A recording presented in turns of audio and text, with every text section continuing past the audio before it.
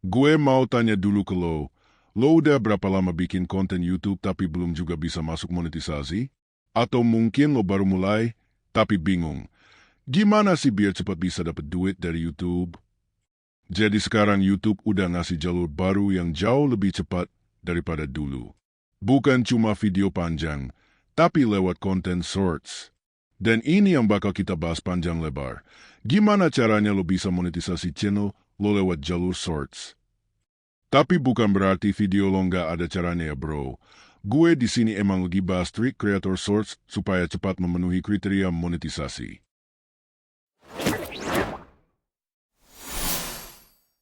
Dulu, creator cuma punya satu jalan.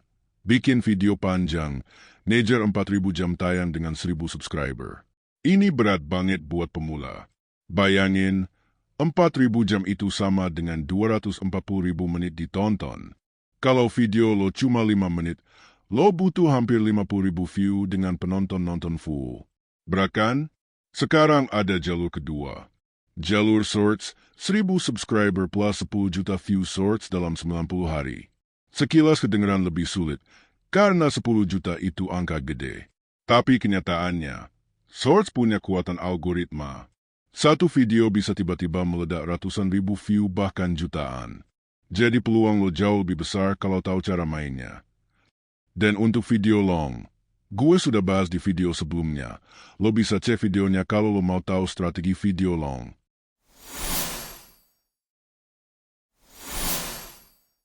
Sebelum masuk teknis, gue mau lurusin dulu mindset. Banyak pemula yang mikir, gue bikin satu video aja, siapa tahu viral. Bro, itu salah besar. Shorts itu kayak main panah, makin sering lo tembak, makin besar peluang lo kena target. Jadi mindset lo harus banyakin produksi, jangan takut gagal. Konsistensi lebih penting daripada sekali jadi. Lo jangan gampang down kalau 5 video pertama sepi. Kadang video ke-20 lo yang meledak. Jadi lo harus lebih kreatif untuk mencari ide konten.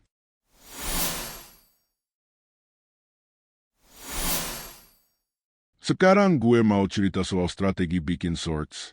Karena banyak pemula salah kaprah, mereka asal bikin, upload, terus berharap langsung viral. Padahal, ada cara mainnya. Bayangin gini, lo buka YouTube, terus lo scroll shorts. Video pertama yang muncul, orangnya langsung bilang, lo tahu nggak kalau minum kopi bisa bikin lo lebih fokus, tapi ada efek sampingnya kalau kebanyakan? Otomatis lo berhenti. Jadi itu yang namanya hook. Hook itu kayak pintu masuk. Kalau pintunya nggak menarik, penonton nggak bakal mau masuk. Jadi lo wajib banget mikirin 3 detik pertama. Sekarang soal durasi. Banyak pemula bikin video 1 menit penuh. Hasilnya, penonton udah keburu cabut di tengah. Padahal, makin singkat video, makin besar peluang ditonton sampai habis, bahkan diulang lagi. Gue saranin lo main di 15-30 detik aja. Misalnya lo mau kasih tips, cara ngilangin noda di baju dalam 10 detik. Itu udah cukup banget buat bikin orang penasaran sekaligus dapat value.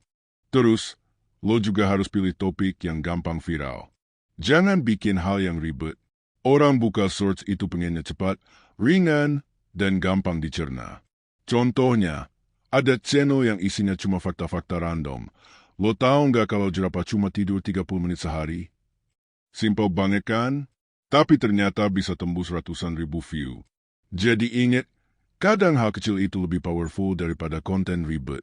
Nah, soal konsistensi, ini yang sering bikin orang nyerah. Gue pernah kenal creator yang bikin 10 video. Semuanya sepi, terus dia berhenti. Padahal kalau dia terusin sampai 50 video, kemungkinan besar ada 1 atau 2 yang meledak. Jadi anggap aja setiap video itu tiket undian. Semakin banyak tiket lo masukin, makin besar peluang menang. Saran gue, kalau lo bener-bener serius, bikin minimal 3-5 video sehari. Jangan takut kalau hasil awalnya jelek, anggap itu latihan. Dan jangan lupa, lo bukan cuma ngejar views. Lo juga butuh subscriber. Jadi di akhir video, kasih ajakan simpel. Follow atau subscribe biar lo nggak ketinggalan tips singkat lainnya. Nggak usah panjang-panjang, cukup satu kalimat. Itu bisa ningkatin subs lo secara stabil.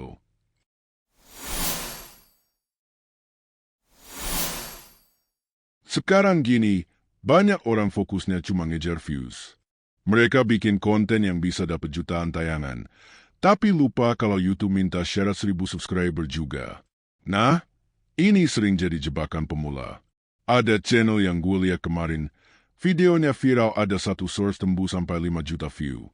Tapi pas gue cek channelnya, subscribernya masih ratusan doang. Kenapa? Karena dia lupa ngajak penonton buat subscribe. Jadi semua traffic gede itu cuma lewat begitu aja, nggak nyangkut jadi audience tetap. Makanya, lo jangan males buat ngasih call to action. Contohnya gini, lo kasih tips singkat, terus di akhir lo bilang, kalau lo pengen tips singkat lain kayak gini, jangan lupa subscribe. Selesai? Nggak usah pakai drama panjang. Satu kalimat cukup. Dan lo juga bisa kreatif. Ada creator yang gue kenal.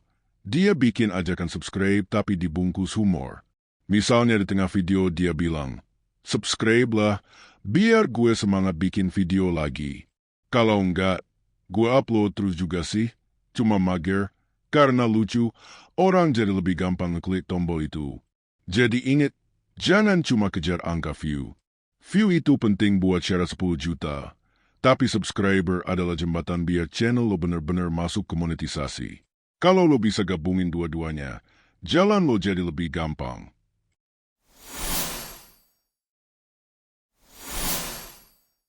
Terakhir, gue bahas soal pentingnya analisa. Banyak pemula yang upload terus, tapi nggak pernah mau lihat data. Padahal data itu kayak GPS, nunjukin jalan mana yang benar. Gini, gue punya teman creator, dia upload 20 video shorts. 15 video pertama sepi banget. View cuma puluhan. Tapi ada satu video yang naik 10.000 view. Nah, bedanya apa? Pas dia cek di YouTube Studio, ternyata di video yang rame itu, retensi penontonnya tinggi, itu buat orang pada nonton sampai habis. Jadi dia ulangi pola yang sama di video berikutnya, dan bener aja, makin banyak yang meledak. Lo juga harus latihan kayak gitu. Cek grafik retensi lo. Kalau penonton kabur di detik kedua, artinya hook lo kurang kuat. Kalau banyak yang stay sampai akhir, berarti konten lo udah pas. Jangan males analisa, karena dari situlah lo bisa ngerti apa yang disuka penonton. Dan jangan lupa eksperimen. Misalnya lo biasa bikin konten fakta unik, coba sekali-sekali bikin tips singkat.